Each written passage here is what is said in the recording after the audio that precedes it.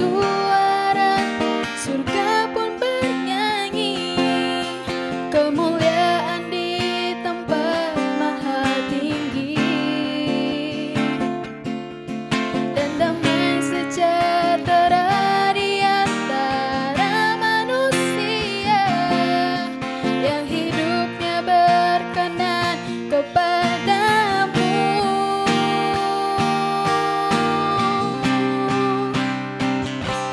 Sebab Natal tak akan berarti tanpa kasih-Mu. Lahir di hatiku hanya bersama-Mu, Yesusku, rasakan selalu indahnya Natal. Sebab Natal tak akan berarti tanpa kasih-Mu. Lahir di hatiku hanya bersama-Mu, Yesusku, rasakan selalu indahnya Natal di hatiku. Indahnya Natal di hatiku.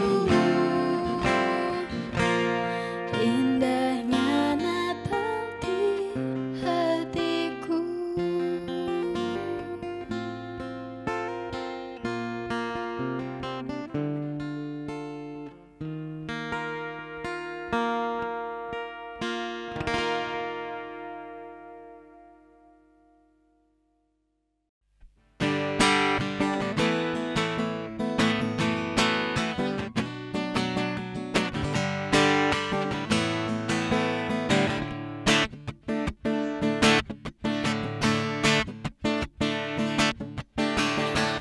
Nama di atas segala nama, pembebas bagi seluruh dunia.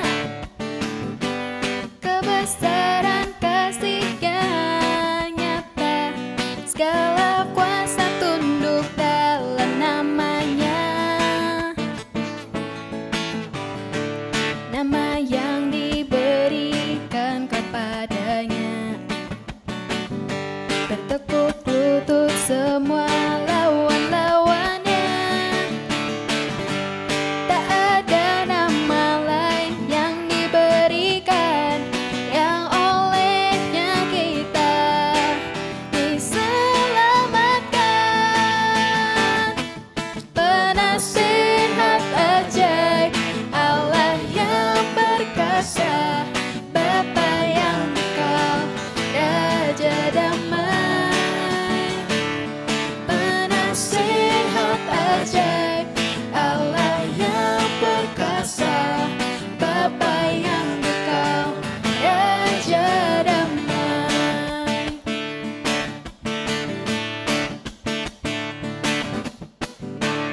Nama di atas segala nama, pembebas bagi seluruh dunia. Kebesaran kasih-Nya nyata, segala kuasa tunduk dalam namanya. Nama yang diberikan kepadanya, bertekuk lutut semua lawan-lawannya. Tak ada nama lain yang diberikan, yang olehnya kita diselamatkan. Penasihat ajaib, Allah yang perkasa, Bapa yang kekal, Raja damai.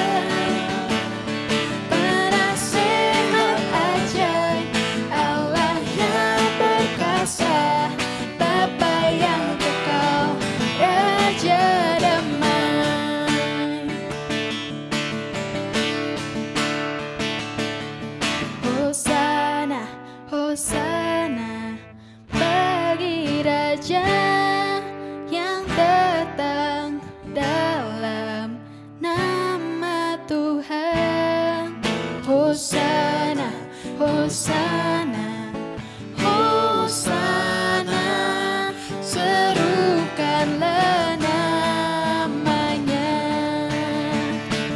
Penasehat ajaib, penasehat ajaib, Allah yang perkasa, Bapa yang kekal, Raja damai. Penasehat ajaib, Allah yang perkasa, Bapa yang kekal, Raja damai.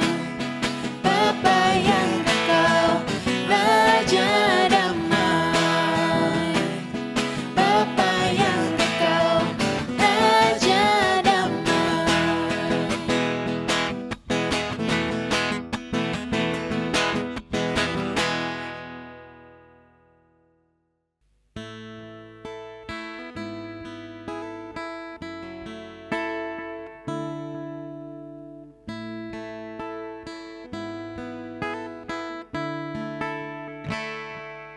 Mulialah Engkau Tuhan di atas segalanya. Agunglah kerajaanmu dulu, sekarang, dan selamanya. Mulialah Engkau Tuhan di atas segalanya. Agunglah kerajaanmu dulu, sekarang, dan selamanya.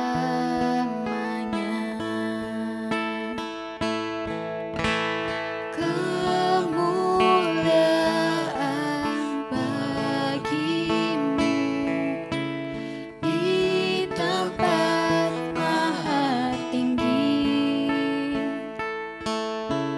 dan damai sejahtera bagi yang berkenan padanya.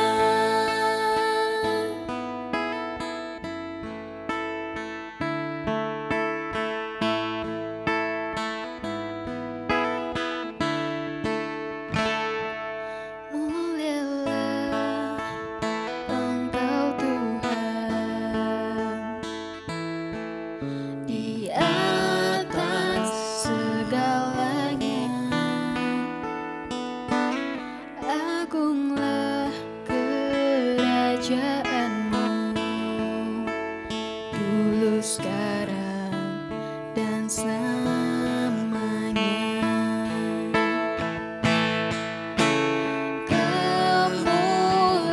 Kemuliaan bagimu di tempat maha tinggi,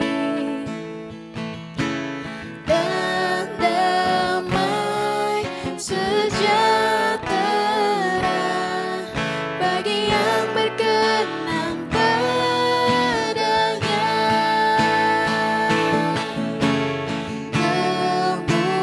Kemuliaan bagimu di tempat maha tinggi, dan damai sejahtera bagi yang berkenan padanya. Bagi yang berkenan padanya. Bagi yang berkenan padanya.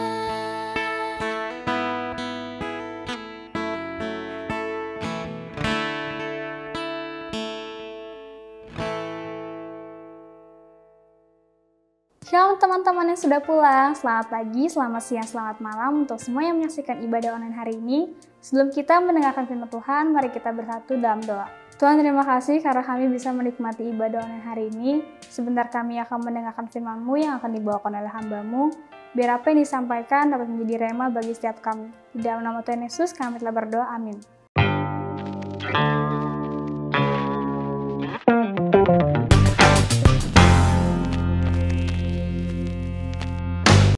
Oke, shalom semuanya, seluruh keluarga besar JKI Home House of Messianic Encounter. Apa kabar semuanya? Kita masuki bulan Desember tahun 2021. Kita siap menutup tahun ini dengan anugerah Tuhan. Dan teman-teman semua senang sekali bisa kembali bertemu dengan semuanya di sini. Hopefully semuanya dalam keadaan baik dan penuh dengan kekuatan Allah untuk terus dengan setia mengerjakan kehendak Tuhan. Dan pada hari ini, mari kita bahas tema kita di bulan Desember ini, yaitu tentang Disciple is a Faith Journey. Teman-teman semua, ketahuilah bahwa ketika kita menjadi pribadi yang baru dalam Kristus, ketika kita mengalami kelahiran baru dalam Kristus, kita dimerdekakan dari dosa. Amin. Teman-teman semua, kemerdekaan dalam Kristus itu bukan hanya sekedar memerdekakan kita dari sesuatu. Kita mungkin tahu bahwa waktu Kristus mati dan menebus kita, kita dimerdekakan dari dosa. Kita dimerdekakan dari masa lalu. Kita dimerdekakan dari kepahitan. Kita dipulihkan dari kehidupan yang penuh dengan belenggu, penuh dengan ikatan. Kita dimerdekakan dari masa lalu kita. Tetapi kemerdekaan dalam Kristus bukan hanya memerdekakan kita dari masa lalu, dari kutuk, dari dosa, tetapi juga memerdekakan kita untuk membawa kita masuk kepada, dimerdekakan dari dan dimerdekakan kepada, menuju sesuatu. Alkitab menggunakan analogi, perumpamaan atau analogi tentang bagaimana bangsa Israel dimerdekakan dari Mesir. Tetapi tentunya bangsa Israel bukan hanya dimerdekakan dari perbudakan Mesir, tetapi Tuhan juga hendak membawa mereka masuk ke dalam tanah perjanjian.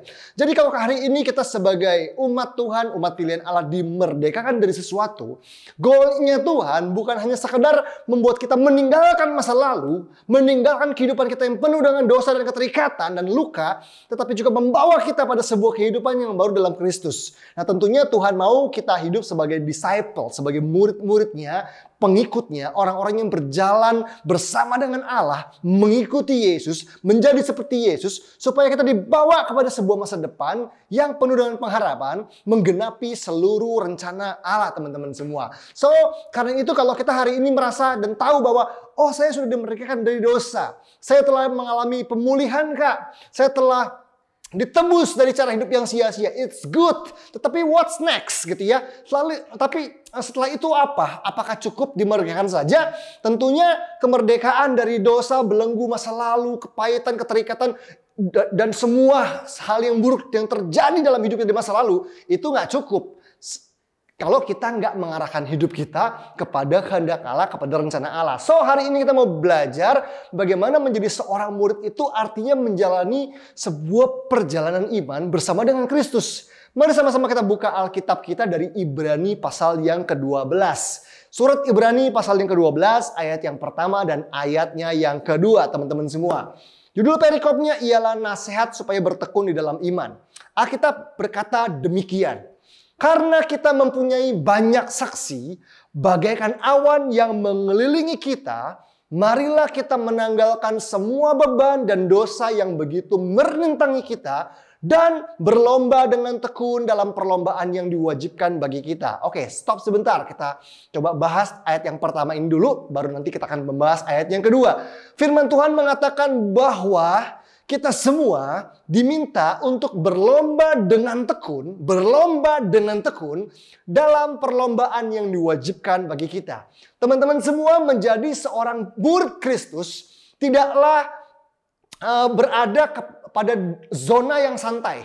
Menjadi murid Kristus tidak membawa hidup kita pada kehidupan yang santai. Tetapi sebaliknya, menjadi murid Kristus artinya membawa hidup kita masuk dalam sebuah perlombaan yang diwajibkan bagi kita, di mana Tuhan mau agar kita berlomba dengan tekun, bukan berlomba dengan santai. Kalau orang berlomba dengan santai, dia nggak akan jadi juara. Tapi firman Tuhan mengatakan bahwa kita diminta untuk berlomba dengan tekun dalam perlombaan yang diwajibkan bagi kita. Artinya, setelah kita dimerdekakan dari dosa, dari belenggu masa lalu, kita tidak dipanggil untuk hidup santai-santai, tetapi masuk dalam perlombaan untuk menggenapi rencana Allah, untuk mengerjakan kehendak Allah. Nah, Alkitab mengatakan di dalam ayat yang pertama tadi di awal, bagian awal dikatakan bahwa karena kita mempunyai banyak saksi bagaikan awan yang mengelilingi kita. Nah, siapakah saksi-saksi ini? Saksi-saksi ini adalah orang-orang yang dibahas di dalam pasal sebelumnya, yaitu di Ibrani pasal 11. Mereka adalah saksi-saksi iman. Ada Abraham, ada Musa, ada Daud, ada tokoh-tokoh orang-orang yang telah mendahului kita. Orang-orang yang namanya tertulis dalam Alkitab, yang hidup oleh karena iman. Mereka mengerjakan kehendak Tuhan, dan mereka sekarang sudah ada di dalam kekekalan. Nah, teman-teman semua, kalau orang-orang yang ditulis dalam Alkitab itu ada Musa, Daud, Abraham, dan semua tokoh-tokoh iman lainnya. Mereka adalah manusia biasa. Mereka adalah orang-orang biasa. Tetapi oleh karena pertolongan Allah, mereka berhasil menyelesaikan perlombaan mereka. Artinya begini, kalau mereka bisa, kalau mereka telah berjuang dan mereka telah meraih kemenangan, mereka telah finishing well, maka saksi-saksi ini memberikan sebuah pengharapan buat kita. Kalau mereka bisa, tentu kita juga pasti bisa bersama dengan Kristus.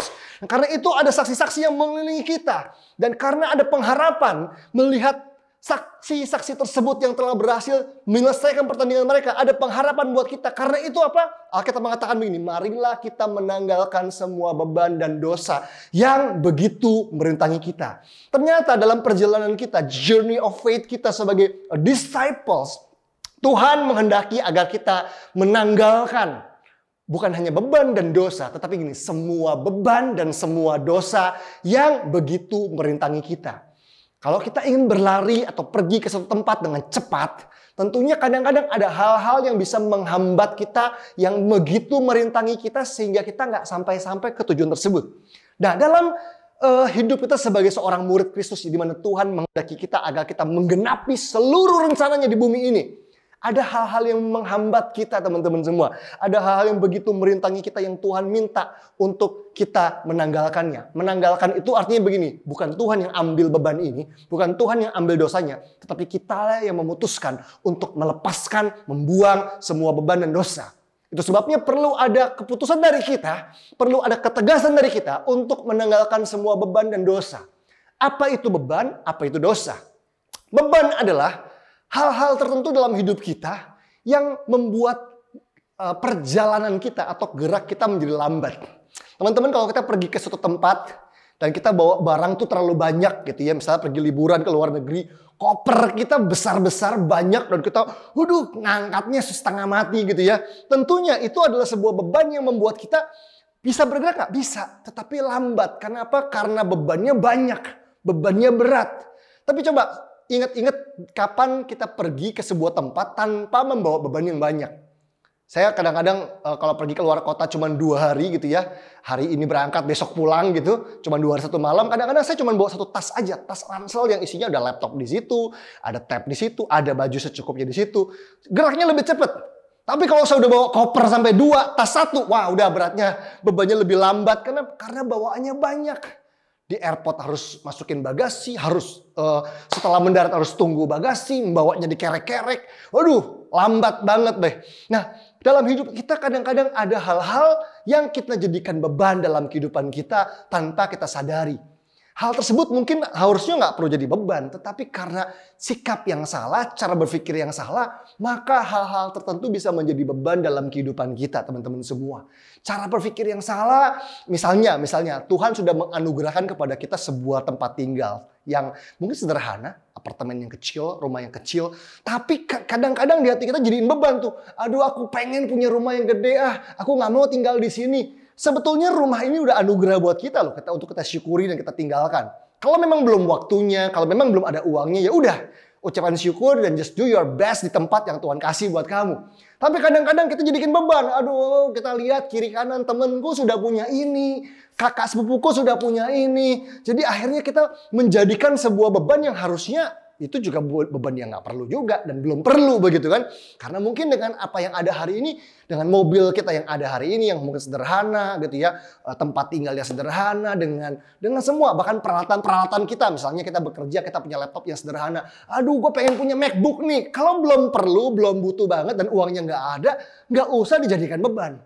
Kadang-kadang beban-beban inilah yang merintangi perjalanan iman kita, sehingga fokus kita tuh teralih jadi lambat karena ada hal-hal yang harusnya nggak perlu jadi beban, kita jadikan beban dalam banyak hal.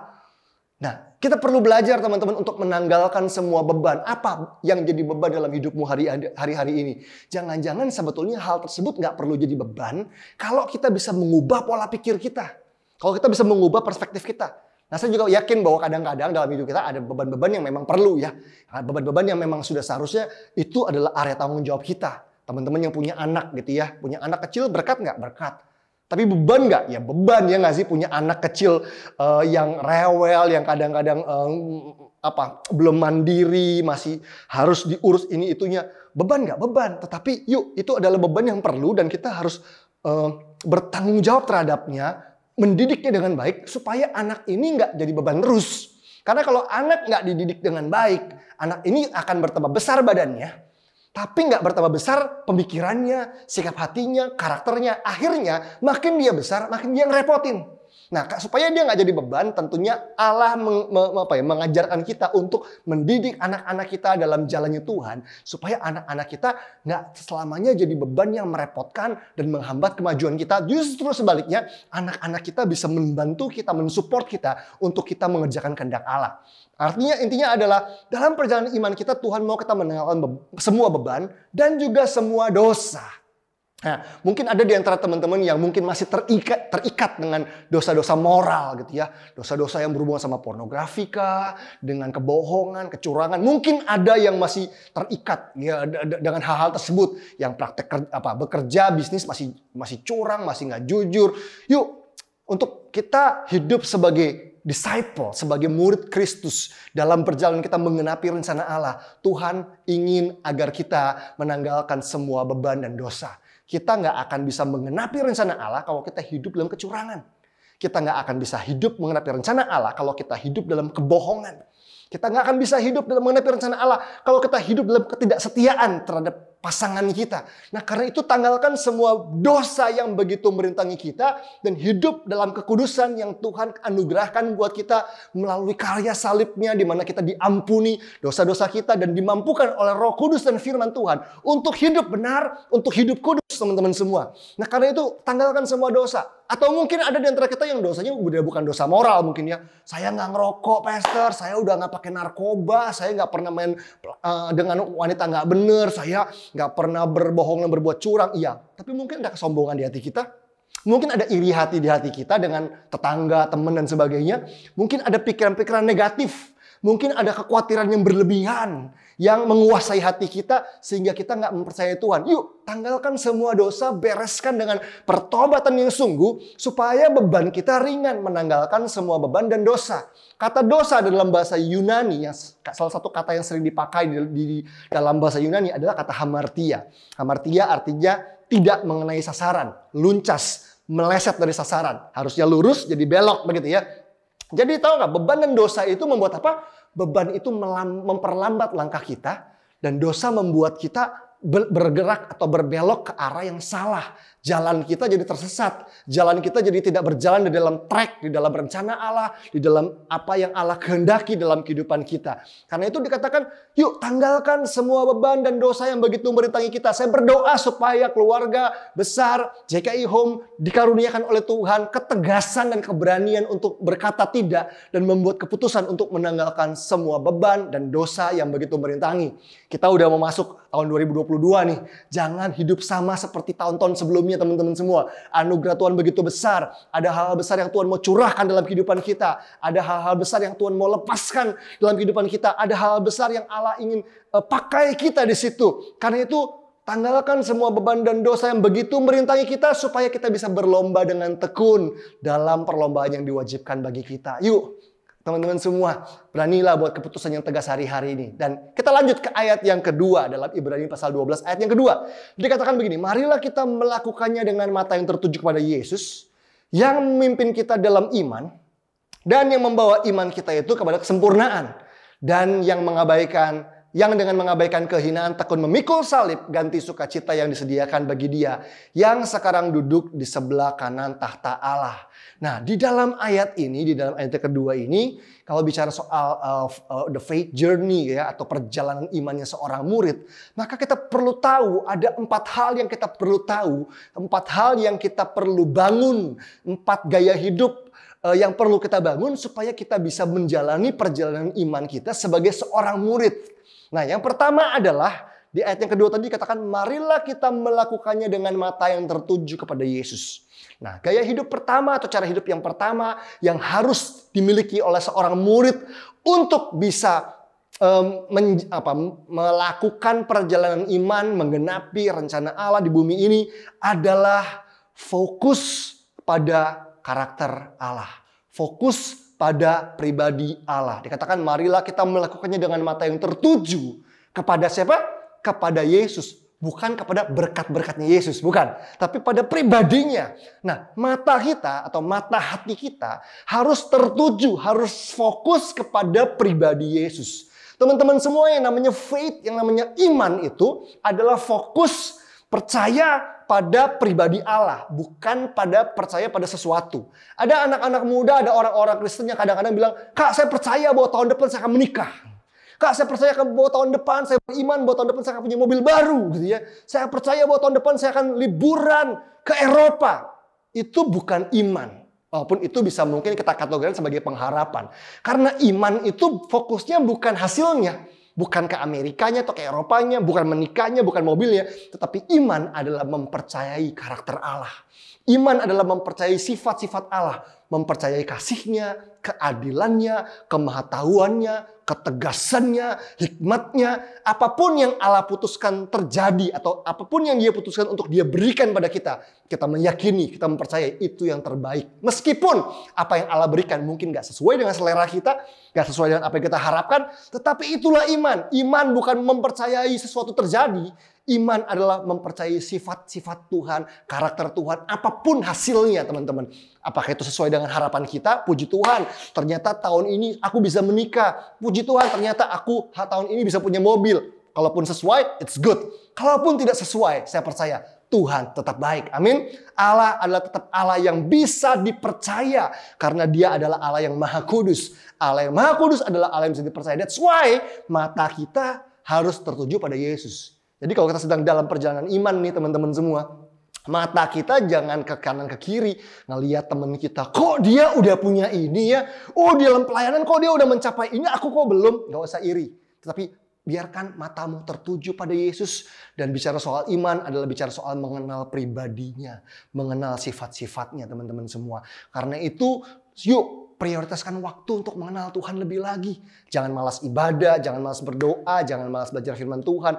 Karena iman itu nggak muncul ujuk-ujuk teman-teman. Bicara soal perjalanan iman tuh nggak muncul begitu aja. Iman timbul dari pendengaran akan firman Kristus. Kata Roma 10 ayat yang ke-17. Jadi iman itu timbul. Tugas kita adalah mendengar firman.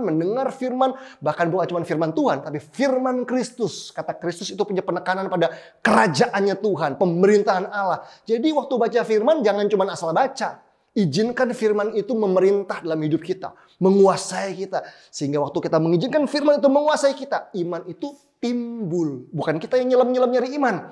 Iman itu akan timbul dan begitu kita mulai melangkah, sesuatu terjadi teman-teman semua. Karena itu, yuk mata kita harus tertuju pada Yesus. Waktu kita baca Alkitab pun, mata kita tertuju pada Yesus. Waktu kita berdoa, mata kita tertuju pada Yesus. Bukan pada berkat-berkat Yesus. Waktu kita beribadah, yuk datanglah beribadah, cari Tuhan. Fokuslah pada pribadi Yesus, bukan pada pembicara, bukan pada figur hamba Tuhan atau gereja. Wah, kalau di sini asik nih, gerejanya keren, gerejanya seru. Wah, di situ tuh seru tuh, pastornya, pendetanya tuh kayaknya galau, keren, canggih. No. Dalam perjalanan iman, kita harus melakukannya dengan mata yang tertuju pada Yesus, pada Tuhan, bukan pada hamba Tuhan. Karena orang yang excited dengan hamba Tuhan, belum tentu excited sama Tuhan. Orang yang excited dengan hamba Tuhan, belum tentu loh excited dengan Tuhan. Tapi kita perlu excited sama Tuhan, antusias dengan Yesus. Karena pribadinya itu yang terutama dalam hidup kita. Dan iman itu bukan mempercayai hamba Tuhan. Tetapi iman itu mempercayai Yesus dan kebenarannya teman-teman semua. So, yang berikutnya itu cara hidup yang pertama. Yaitu fokus kita haruslah pada pribadi Kristus, pribadi Tuhan sendiri. Yang kedua adalah dikatakan yang memimpin kita dalam iman dan yang membawa iman kita pada kesempurnaan. Dikatakan yang memimpin kita dalam iman. Jadi cara hidup yang kedua adalah dipimpin oleh Allah melalui iman.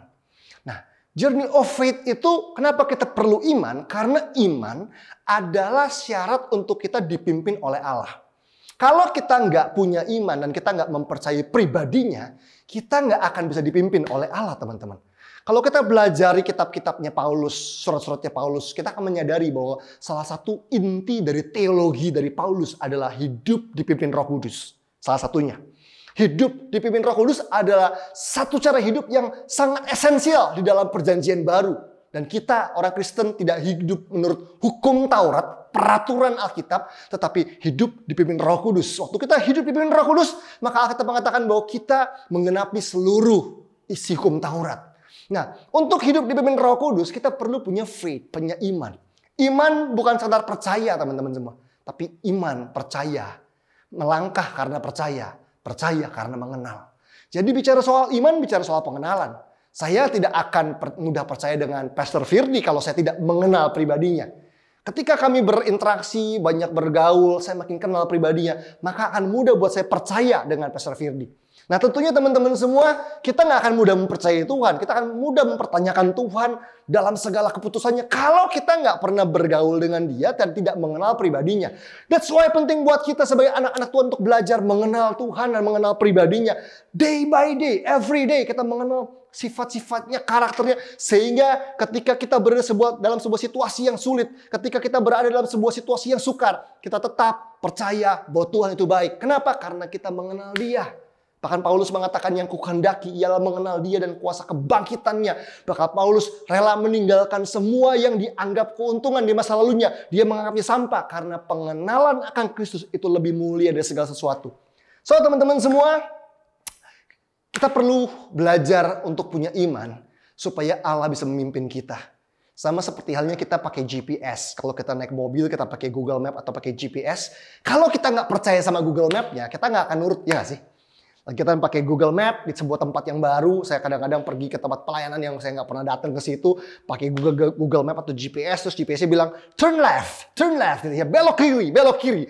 And then saya nggak percaya misalnya. Saya bilang, bohong nih kayaknya nyasar nih. Disuruh belok kiri, saya belok kanan. Namanya saya nggak percaya sama GPS. Dan akhirnya saya akan tersesat karena nggak ikutin instruksi dari GPS. Nah, kalau ngomongin GPS dan Google Map mungkin teman-teman pernah punya pengalaman pahit bahwa GPS dan Google Map nggak selalu benar. Yes, itu cuma perumpamaan. Tapi saya percaya bahwa tuntunan Allah selalu benar di hidup kita. Amin. Allah itu atau Roh Kudus itu seperti global positioning system gitu ya. Sebuah tuntunan di dalam kita yang menuntun langkah hidup kita untuk membuat keputusan dan mengarahkan hidup kita pada rencana Tuhan. Nah kalau kita nggak punya iman, kita nggak bisa dipimpin oleh Tuhan.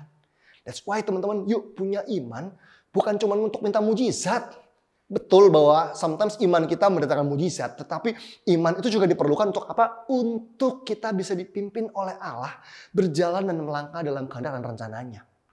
Siapa yang Anda percayai? Kadang-kadang kita lebih percaya pada diri sendiri. Padahal kita berkata jangan kita mengandalkan kekuatan kita sendiri. Kadang-kadang kita lebih percaya sama teman kita, sama orang lain yang katanya lebih pinter, lebih wah. Nggak ada salahnya juga percaya sama orang. Tetapi Alkitab bilang kalau kita lebih mempercayai manusia daripada mempercayai Allah, maka Alkitab bilang terkutuklah orang yang mengandalkan manusia dan yang mengandalkan kekuatannya sendiri dan hatinya menjauh dari Tuhan. So karena itu milikilah iman untuk dipimpin oleh Allah. Itu cara hidup yang kedua. Bicara soal journey of faith sebagai seorang disciple. Yang ketiga dikatakan tadi, dan yang membawa iman kita kepada kesempurnaan. Nah ini adalah cara hidup yang ketiga kalau kita ingin menjalani yang namanya journey of faith sebagai seorang disciple.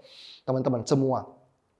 Dikatakan bahwa tadi, yang membawa iman kita itu kepada kesempurnaan. Kata kesempurnaan, teleios dalam bahasa Yunani-nya, itu juga punya pengertian kedewasaan, maturity. Completeness. Nah, jadi kita perlu belajar memiliki cara hidup ini. Bahwa Iman ada dalam hidup kita. Bukan sekedar untuk kita mengalami dan menerima mujizat. Tetapi iman perlu ada dalam hidup kita untuk kita bertumbuh menjadi dewasa. Kalau kita hari ini bilang, Pastor, gue hari ini punya iman yang kuat. Oke, apa buah dari imanmu? Mujizat. Oke, boleh. Sometimes memang iman kita mendatangkan mujizat. Sakit sembuh, hutang lunas, ada masalah-masalah yang selesai. Sometimes yes, gitu di Alkitab juga bicara itu. Tapi ada kalanya kita beriman dan masalah nggak selesai kan? Sakit nggak sembuh kan?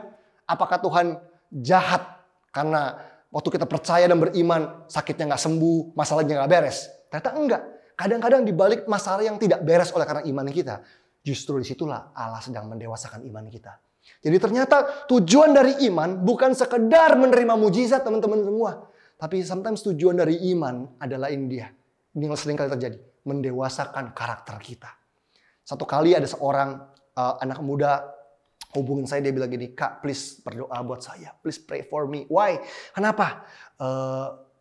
Istrinya sedang hamil. Dikatakan bahwa kandungan dalam bayi dalam kandungan atau janin dalam kandungan istri saya tidak berkembang. Kata dokter janinnya mati. Jadi harus dikeluarkan. Gimana ya Kak? Dibilang begitu. Kami terpukul sekali, terutama karena keluarga besar kami yang belum kenal Yesus mulai mengejek-ejek dan mengolok-olok. Mana katanya kalian pelayanan, katanya kalian hidup buat Tuhan. Kok Tuhan gak kerjakan mujizat? Kok Tuhan gak lindungin bayinya? Kok buktinya bayinya mati? Kami terpukul, dia bilang gitu. Kenapa mujizat gak terjadi? Saya cuma bilang begini, hey, kamu sudah berdoa, minta pertolongan Tuhan, minta mujizat Tuhan? Sudah Kak, it's okay. Ada kalanya di mana kamu berdoa dan Tuhan kasih mujizat. Tapi ada kalanya juga waktu kamu berdoa, sesuatu nggak terjadi seperti yang kamu harapkan. Kalau sekiranya kamu berdoa dan mujizat terjadi, itu artinya Tuhan sedang memperagakan kuasanya. Tapi ketika kamu berdoa dan Tuhan tidak mengerjakan sesuatu terjadi dalam hidupmu, itu artinya Tuhan sedang memperagakan kamu. Kamulah yang sedang dilihat oleh banyak orang. Tuhan ingin lihat kamu seperti Ayub. Ketika kamu dicobai sekalipun, ketika kamu kehilangan hal-hal yang berharga dalam hidupmu. Apakah mulutmu bersungut-sungut? Apakah kamu meninggalkan Tuhan? Atau sebaliknya, kamu bisa berkata bahwa Tuhan yang memberi, Tuhan yang mengambil. Terpujilah nama Tuhan. Yuk, di balik doa-doa kita yang sedang gak dijawab, teman-teman, Tuhan sedang mendewasakan karakter kita. Tuhan sedang menjadikan kita teladan. Karena itu, pastikan iman kita membawa kita pada kedewasaan karakter. Jangan hanya punya iman, cuma menuntut mujizat, tetapi tidak menghasilkan sebuah karakter yang diubahkan sama Tuhan. Harusnya makin punya iman, kita makin sabar, benar gak sih? Nah, kalau kita ngaku punya iman tapi nggak sabar, artinya kita nggak percaya waktunya Tuhan dong. Kita nggak percaya hikmatnya Dia, bahwa Tuhan punya keputusan yang terbaik yang tidak terselami oleh kita. That's why orang yang nggak sabaran, artinya dia nggak percaya. Orang yang punya iman harusnya bertekun. Orang yang punya iman harusnya disiplin. Orang yang punya iman harusnya rajin. Aku percaya Tuhan pasti berkatin aku malas-malasan aja. No. Iman bukanlah sebuah cara untuk kita sembunyi dari tanggung jawab kita. Iman bukanlah sebuah cara yang kita pakai untuk kita bermalas-malasan. No, enggak. Justru makin kita percaya bahwa Allah akan mengerjakan sesuatu. That's why kita prepare. Kita menyiapkan diri. Kita berubah. Kita yakin di masa depan Allah akan melakukan perkara yang besar dalam hidup kita dan melalui kehidupan kita. Dan yang terakhir, ya poin yang keempat adalah dikatakan yang dengan mengabaikan kehinaan tekun memikul salib, ganti sukacita yang disediakan bagi Dia yang sekarang duduk di sebelah kanan tahta Allah. Teman-teman semua, cara hidup yang keempat bicara soal journey of faith sebagai seorang disciples, kita perlu belajar mengabaikan kehinaan. Mengabaikan kehinaan supaya tekun memikul salib. Salib adalah lambang dari kehendak Allah, bukan sekedar penderitaan. Mungkin bagi banyak orang, salib itu menderita. Betul, tapi ada orang yang menderita karena kesalahannya sendiri. Tapi sedangkan Yesus di kayu salib, Dia menderita karena kehendak Allah. Karena Dia sedang mengerjakan karya keselamatan. Hari ini kalau kita bilang saya sedang pikul salib, artinya Anda sedang mengerjakan kehendak Allah, meskipun karena hal tersebut Anda mungkin menderita. Karena mengerjakan kehendak Allah, Anda berada dalam kesukaran. Dan kadang-kadang waktu kita sedang mengerjakan kehendak Allah, kadang-kadang kita mengalami diremehkan, di underestimate, disepelekan, dihina dan sebagainya. Tapi firman Tuhan mengatakan bahwa kita harus berani mengabaikan kehinaan supaya tekun memikul salib. Teman-teman semua, waktu Tuhan Yesus tergantung di kayu salib, orang-orang di bawah bilang apa? Para prajurit mengolok-olok bilang bahwa kalau engkau anak Allah, tunjukkan dirimu, buktikan dirimu. Wah, itu kalau saya yang ditantang teman-teman, lain cerita, lain cerita. Kalau saya ditantang begitu, saya akan muncul, itu paku semua lepas. Udah kayak Naruto mengeluarkan cakranya gitu ya. Saya akan terbang untuk bilang, lu semua hati-hati ya. Abis ini gue sikat lu. Kalau Yesus seperti itu bisa nggak? Pasti bisa. Dia adalah anak Allah sang Mesias. Kenapa dia nggak bisa buat itu? Tapi dia nggak mau buat itu. Kenapa? Karena dia sedang mengerjakan karya penebusan buat kita dan harus tuntas untuk dia mati di kayu salib. Egonya nggak terpancing untuk turun dari salib. Tapi kadang-kadang kita sebagai orang Kristen itu terpancing untuk turun dari salib. Kita sedang mengerjakan kehendak Allah. Kita sedang hidup dalam ketaatan. Kita sedang hidup dalam kehendak Allah. Teman-teman kita mulai bilang bahwa lu goblok banget sih. Lu bodoh banget sih. Bisnis kalau nggak curang mana cuan sih. Lu begini kalau nggak bohong mana happy sih hidup lu. Mana bisa sih lu punya ini itu dan sebagainya. Udah curang aja nggak apa-apa kok. Nggak akan ngerugiin banyak orang. Semua orang juga kayak begini di bisnis. Oh, disuruh curang, disuruh bohong, dan sebagainya. Ada orang-orang yang kadang-kadang menggoda kita untuk turun dari salib, teman-teman semua. Tapi Alkitab bilang apa? Kita perlu mengabaikan kehinaan supaya tekun memikul salib.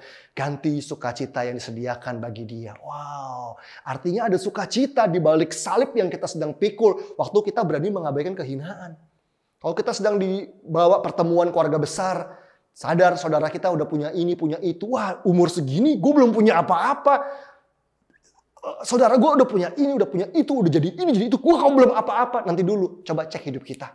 Kalau memang kita sudah hidup dalam kebenaran, Tuhan mungkin sedang proses kita. It's okay, jangan mudah terpancing dan akhirnya kita tergoda untuk membuktikan diri dengan cara-cara yang nggak wajar dan akhirnya kita keluar dari rencana Allah. Pastikan sebagai seorang murid kita stay dalam track yang Tuhan sudah tetapkan buat kita untuk meneruskan perjalanan iman kita, teman-teman semua.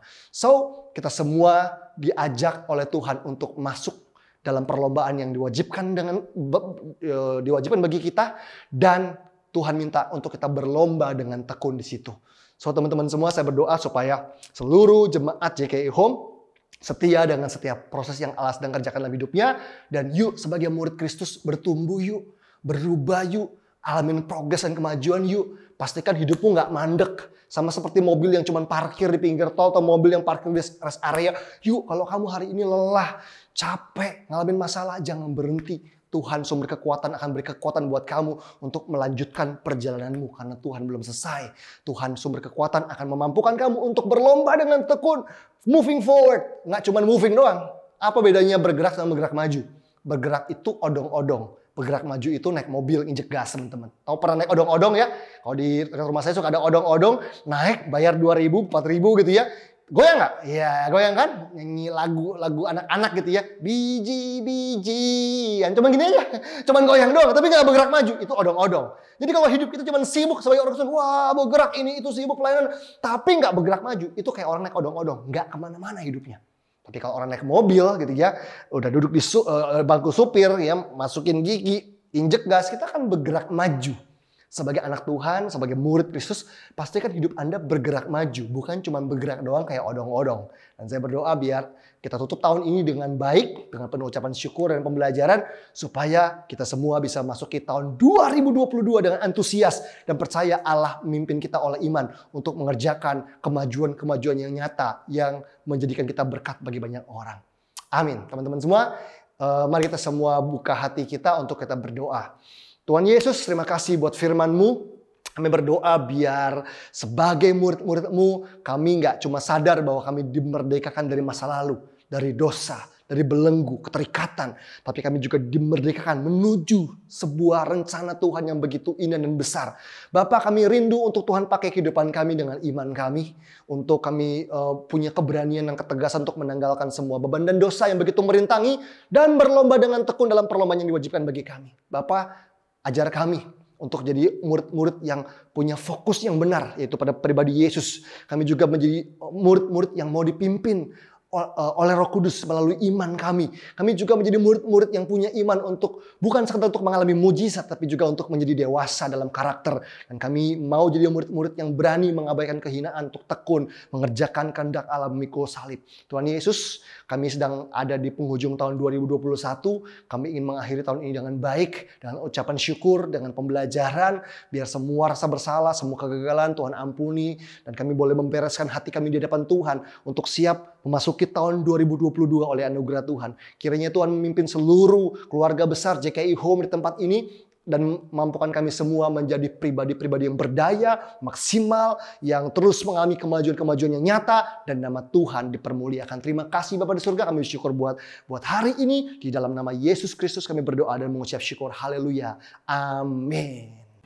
Mari kita mempersiapkan diri untuk perjamuan kudus.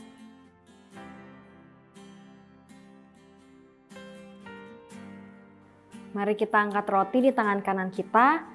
Demikian firman Tuhan, sebab apa yang telah kuteruskan kepadamu telah aku terima dari Tuhan, yaitu bahwa Tuhan Yesus pada malam waktu ia diserahkan mengambil roti, dan sudah itu ia mengucap syukur atasnya, ia memecah-mecahkannya dan berkata, inilah tubuhku yang diserahkan bagi kamu, perbuatlah ini menjadi peringatan akan aku. Yang percaya kalau roti di tangan kita ini adalah lambang persekutuan kita dengan tubuh Kristus, kita makan dalam nama Tuhan Yesus. Mari kita angkat anggur di tangan kanan kita. Demikian juga ia mengambil cawan sesudah makan lalu berkata, cawan ini adalah perjanjian baru yang dimateraikan oleh darahku. Perbuatlah ini setiap kali kamu meminumnya menjadi peringatan akan aku. Yang percaya kalau anggur di tangan kita ini adalah lambang persekutuan kita dengan darah Kristus, kita minum dalam nama Tuhan Yesus.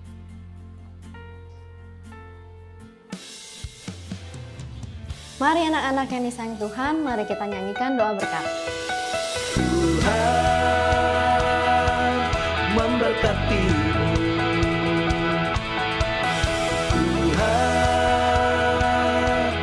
melindungimu, Dia menyinarimu dengan wajahnya dan memberikan kasih karunia. Tuhan menghadapkan wajahnya dan memberi damai sejahtera.